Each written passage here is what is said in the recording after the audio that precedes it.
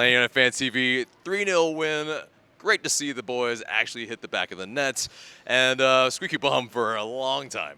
Long time. And with the quadruple save, it could have been a wholly different result. I've seen the replay, and I still don't understand how the ball didn't go in. It's like, I want to see, like, you know how they have the angle at the World Cup and in the Premier League where, like, it does the weird thing in the shadow and shows you? I want to see that because I swear it's got to be, like, my thumb. Like, I have no idea how that ball did not go in.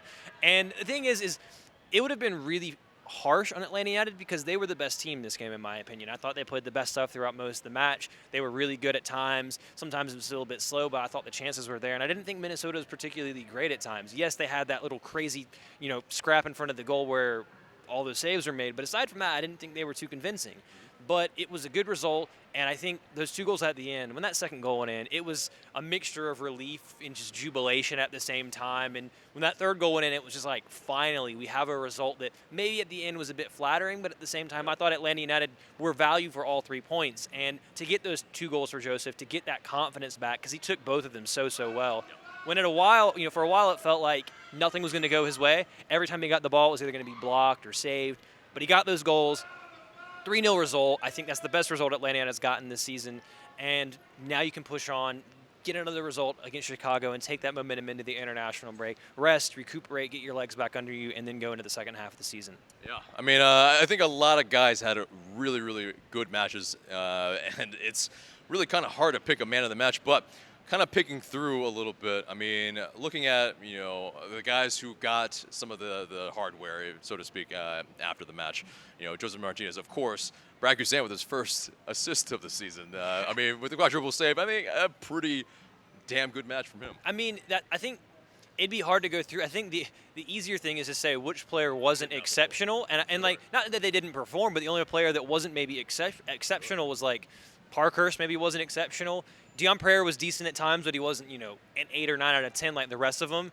And then I'm not criticizing him here, but like PT was good at times, but also a bit frustrated at times, and it's kind of been how his season's been going so far. He sent a couple dudes with his shops and sat them down on their ass, which was incredible. And then a couple times he felt that he was going to pull the trigger, but it just didn't come off for him.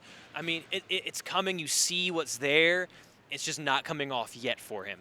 But aside from that, the entire defense played well, really. I mean, Franco Escobar was incredible. LGP is a freaking warrior.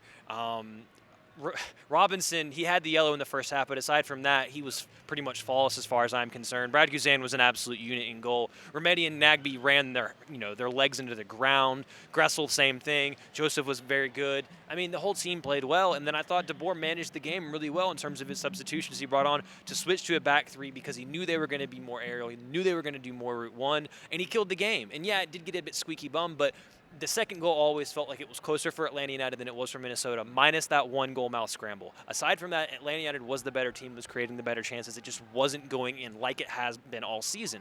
But it finally went in. When that second goal went in, it just that was probably the most enjoyable goal I've had or been able to experience this season because it was just relief. And it secured 3 points against, honestly, a really good Minnesota team. They were 4th in the West, 5th in the West, 21 points coming into this match, more than Atlanta United. And they've played some decent teams as well. So that was a big match, and Atlanta United got a very, very good result. And as of right now, DC United's losing, so that would put Atlanta United in second place with a game in hand in the East. And it's like you've been playing poorly all season, and yet you find yourself in this position, which makes you question if this team can click, if this team can improve, if this team can start turning those chances into goals.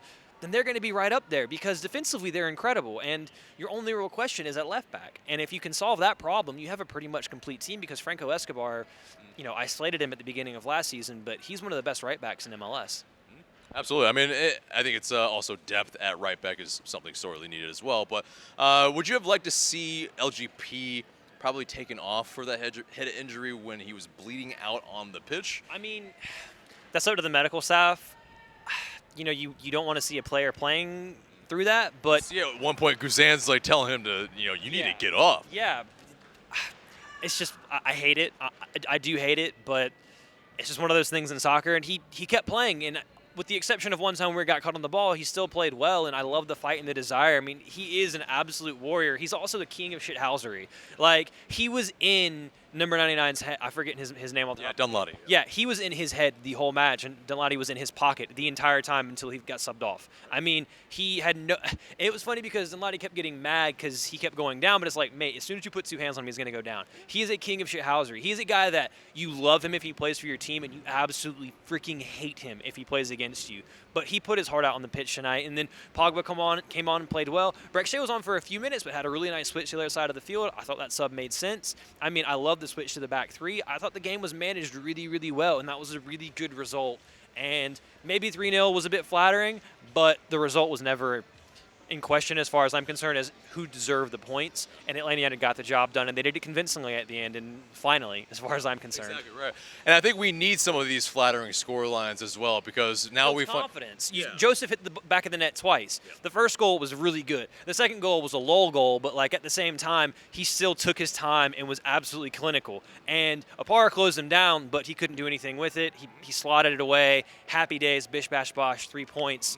Chicago on Saturday, but again, you need these results, like you said, to build that confidence, get that momentum, and start improving that goal difference. But if Joseph starts getting confident in front of goal, which he seemed a bit confident tonight, but it just wasn't going in, the goals can start flowing for this team. They are going to be the best team in the Eastern Conference. And maybe they don't win Supporters Shield because LAFC is playing out of their minds right now, but I think they could easily be the second best team in MLS behind LAFC if they can get the goals to match what they're doing behind the ball, because defensively they're doing a good job. And you put those two together, and this team's going to be a force.